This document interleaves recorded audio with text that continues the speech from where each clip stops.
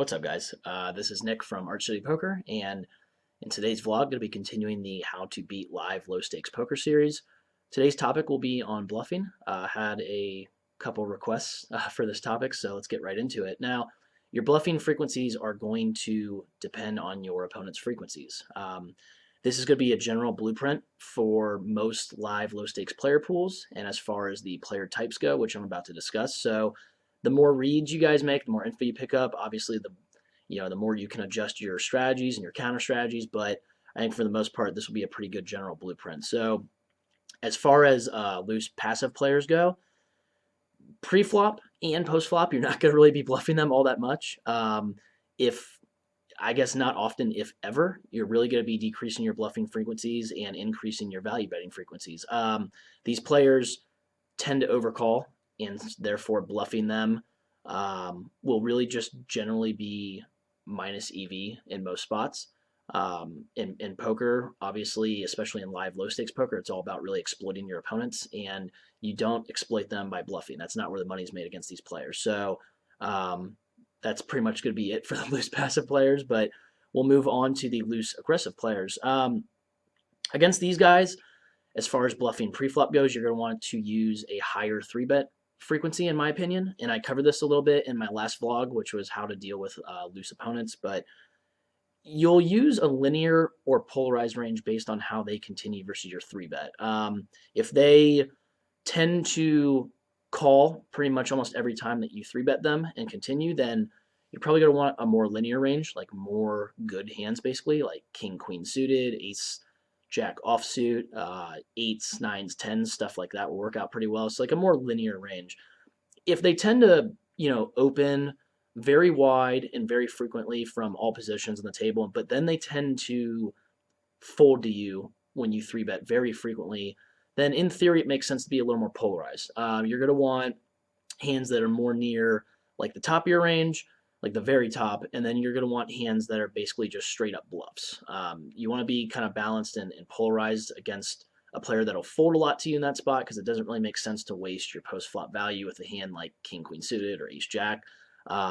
Those hands will also often be dominated by their continuing range in those spots. So I think that that's a pretty good general strategy.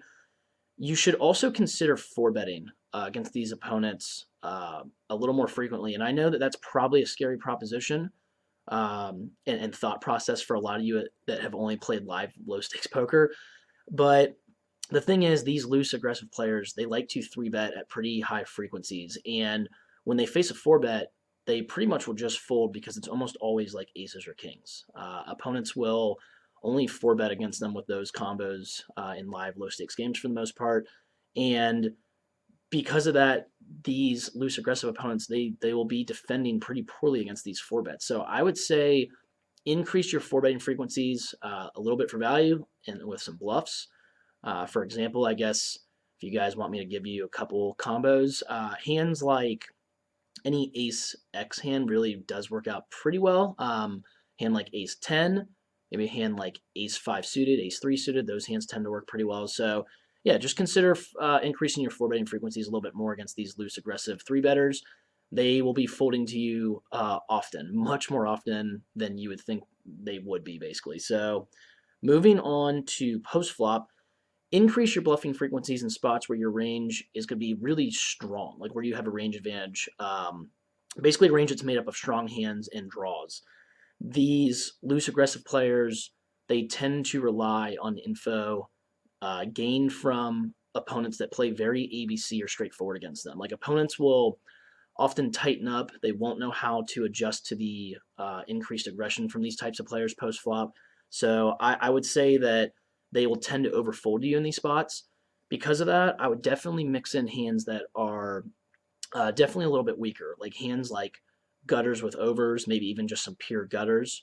Hands like just bare overcards possibly, or overcards, like overcards especially with like backdoor suits. I think that like a backdoor flush draw, I think those hands tend to work out pretty well.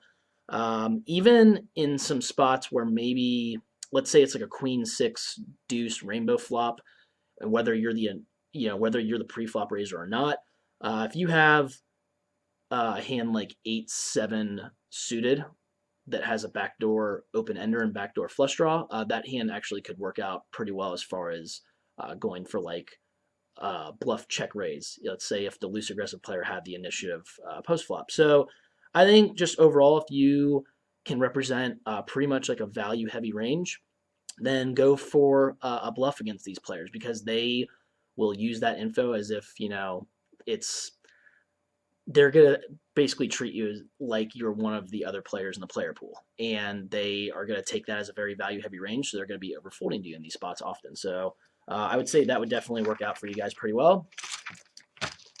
Switching pages on my notes here. Let's move on to weak tight players.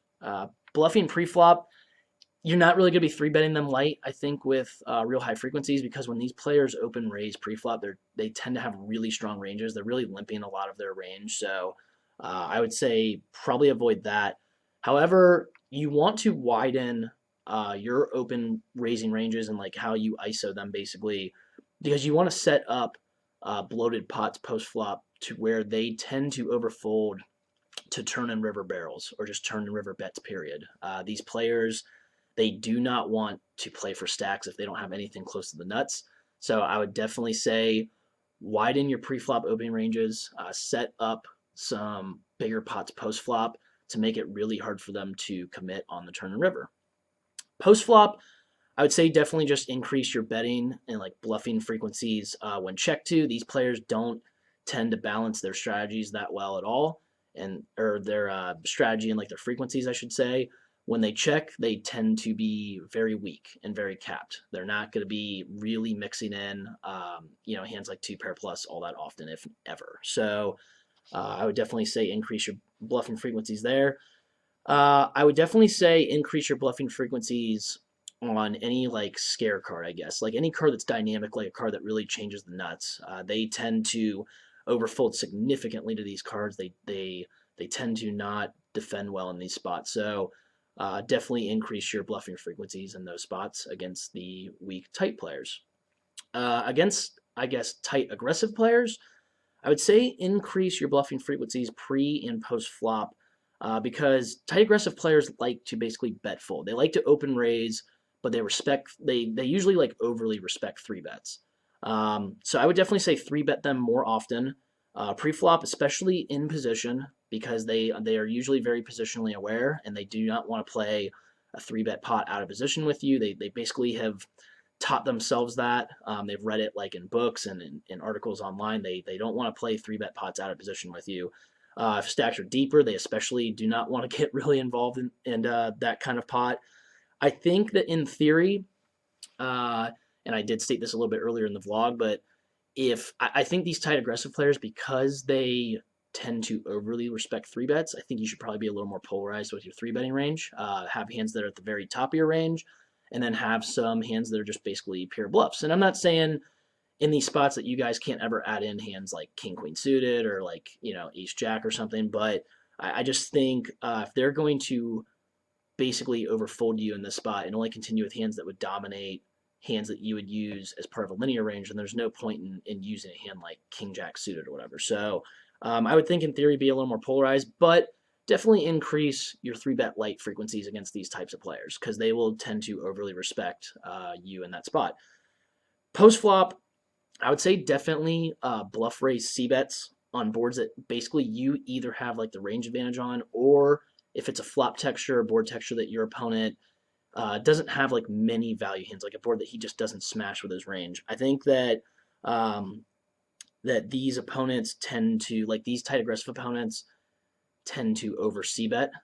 They like I said, they like to bet fold in a lot of spots, and especially on the turn and river where they are capable of bet folding a hand like one pair or like top pair. Definitely look to attack those spots with more of your range, with more aggression. I think that you should also be on the lookout on the turn and river for spots where they can be capped or just can't really have a ton of value hands. So definitely be on the lookout for when these tight aggressive players are possibly bet folding, and you can go ahead and take an aggressive line, and they will significantly be under defending in these spots. So that's going to pretty much do it for this vlog. Some final thoughts. in theory, as far as like your own like bluffing frequencies, you should be bluffing more often on earlier streets, like on the flop. And I've done a little work with this, and there's some literature out there on this, like GTO wise. But um, on the flop, I think in theory you should have basically like 2 to 1 as far as your bluffing to value bet ratio. Turn is usually about 1 to 1, and then river you're actually about 2 to 1 as far as value to bluff ratio, and that makes sense. The more polarized you get, the later in the hand, like I guess on future streets, you're obviously going to be a little more value heavy usually, and you should be in theory. So, just be on the lookout for spots where you can increase your bluffing frequencies versus all these different player types. And like I said, these are more general strategies, more general counters that I'm giving you guys.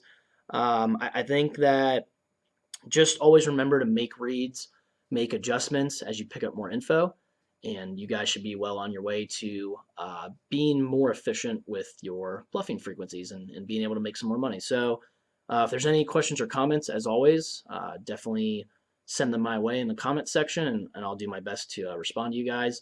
And if you guys have anything to add, basically, I guess this would be like as part of comments, but if you guys have anything to add as far as good spots to bluff these certain player types, or anything you want to add as far as that goes, then go for it. But I just want to give you a general strategy, and keep this vlog about the same length as all the other ones in this series, just for the sake of everyone's time. So yeah, this is Nick from Arch City Poker. Till next time.